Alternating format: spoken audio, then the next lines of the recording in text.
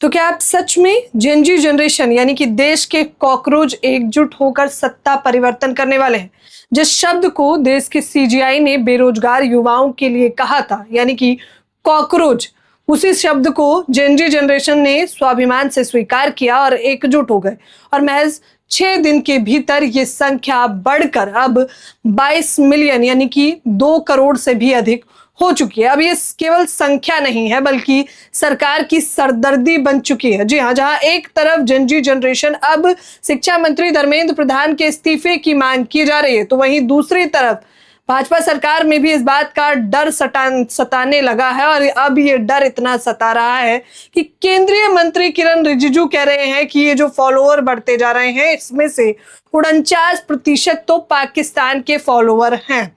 ये आरोप किसी राह चलते नेता ने नहीं लगाए हैं, केंद्रीय मंत्री ने लगाए हैं। और हम आपको बताएंगे कि किस प्रकार से यह आरोप निराधार है, क्योंकि अब सोशल मीडिया का जमाना है दोस्तों। आप झूठा नैरेटिव करके एजेंडा नहीं चला सकते हैं। इसका पर्दाफाश किसी और ने नहीं बल्कि कॉकरोच जनता पार्टी के संस्थापक अभिजीत दीपके, जो इस समय यूएस में मास्टर्स की पढ़ाई कर रहे हैं। और उन्होंने जब इस पेज की शुरुआत की थी तो उन्हें अंदाजा भी नहीं था कि जेनजी जनरेशन आक्रोशित होकर इस कदर बढ़ जाएगी कि सरकार से हिसाब मांगेगी। सड़कों पर जेनजी जनरेशन के छात्र उतर रहे हैं और मैं भी कॉकरोच कहकर सरकार से सवाल कर रहे हैं। अब ये कॉकरोच जो सत्ता परिवर्तन में बैठे दीमक है उनसे सवाल करने लगे हैं और इसी बात की बौखलाहट सरकार को समझ आने लगी है। मैं इस 4 दिन के भीतर सबसे पहले इंस्टाग्राम पर जेनजी जनरेशन बीजेपी के सोशल मीडिया हैंडल का आंकड़ा पार करती है, फिर उसके बाद अगले ही दिन जब ये संख्या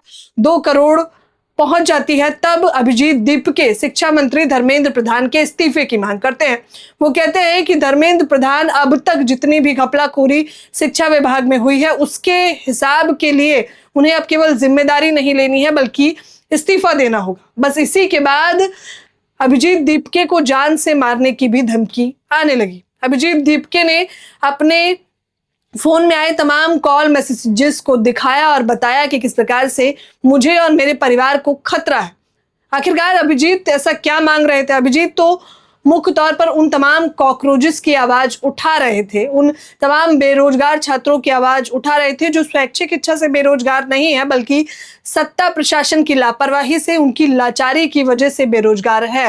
हाल फिलहाल का मसला नीट में जहां पर 22 लाख छात्रों का पेपर करवाया गया और पता चलता है कि घपलाखोरी हुई है तो मामले को रफा दफा करने के लिए रीनीट करवा दिया जाता है। लेकिन सवाल यह है कि इस रीनीट से पहले उन तमाम छात्रों ने जिन्होंने आत्महत्या करी है उनका हिसाब कौन लेगा, उनकी जिम्मेदारी कौन लेगा? और क्या आपको नहीं लगता कि जिम्मेदारी लेनी चाहिए शिक्षा मंत्री को, और केवल जिम्मेदारी नहीं बल्कि इस्तीफा दे देना चाहिए? इस देश में बीते लंबे समय से देखा जाता है, भले ही सत्ता पक्ष के लोग कांग्रेस को अभी तक घेरते हो, लेकिन कांग्रेस में एक बात देखने को मिली है, अगर उन पर सवाल खड़ा किया जाता था तो कम से कम उनके मंत्री इस्तीफा तो दिया करते थे। लेकिन इस 12 साल में आपने सब कुछ देखा होगा लेकिन इस्तीफा नहीं देखा होगा।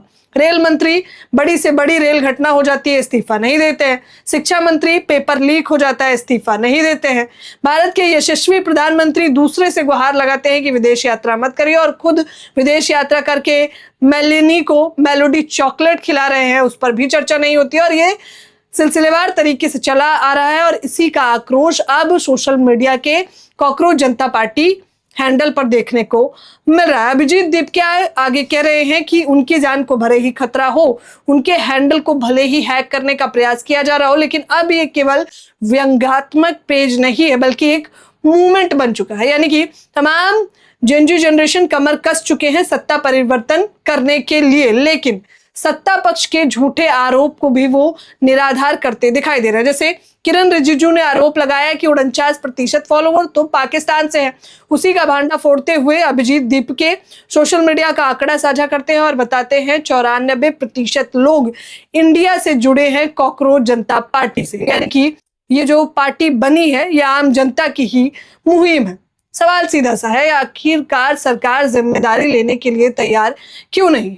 वो लंबे समय से बेरोजगार युवा, महंगाई से परेशान आम जनता, त्रासदी से परेशान जनता, भ्रष्टाचार से परेशान जनता जो अब सरकार से सवाल कर रही है, उसकी जिम्मेदारी आखिरकार कौन तय करेगा? इस पूरे विषय को देखते हुए साइंटिस्ट सोनम वांगचुक ने भी कहा कि मैं जेनजी जनरेशन के इस मूवमेंट का पूरा समर्थन करता हूं और उन्होंने कहा कि सरकार को इस मूवमेंट को हल्के में नहीं आंकना चाहिए, क्योंकि नेपाल में जब इंटरनेट बंद किया गया था तो प्रशासन भी इस प्रकार से लाचार नजर आ रहा था। उन्हें लगा था कि सरकार में वो काबिज रहेंगे और युवा केवल 1-2 दिन प्रदर्शन करेगा, लेकिन नेपाल के हालात आप बखूबी जानते हैं कि सड़कों पर जेनजी जनरेशन उतरती है और तख्ता पलट करती है। तो वो कह रहे हैं कि इससे पहले नेपाल जैसे हालात ना बने, सरकार को इस पर स्वयं संज्ञान लेना चाहिए और जिम्मेदारी तय करते हुए जेनजी जनरेशन को शांत करना चाहिए।